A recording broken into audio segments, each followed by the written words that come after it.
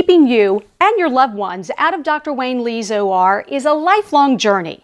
The habits you begin at birth can help you prevent from breaking a bone later on because of osteoporosis. Bone health actually is a very important aspect in the overall health of a person. The best analogy that I give patients is think of calcium in your body like a savings account.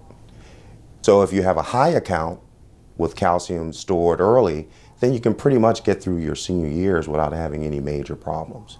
But say you had poor nutrition or you didn't do much exercise, then you have a minimum to a low account. Well, I love to see everyone, first of all. But to have good bone health, the first thing would be exercise to increase the activity on the bones. The second would be going outside and getting sunlight so that you can get your vitamin D. And finally, having a balanced meal with fresh vegetables. You can eat vegetables like bok choy. You can eat vegetables such as kale, turnips.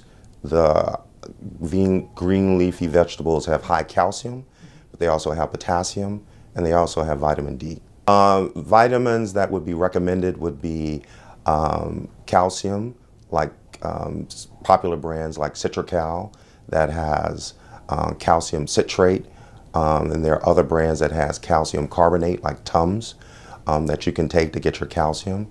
You can do products that have vitamin D. The recommended adult dosage of vitamin D in adults is 800 international units. Other things you can do in terms of vitamin for the calcium, you can drink milk. That's the thing that you always hear about on the news and on television and the magazines. But for those people who are lactose intolerant or those who are vegetarian, they can do other substitutes. They can do almond milk, which is high in calcium.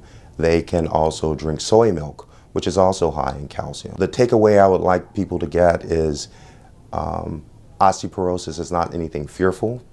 It is a natural function of aging, but you can slow down the process by having good nutrition, exercise, and getting out in the sun, which is what we used to do all the time.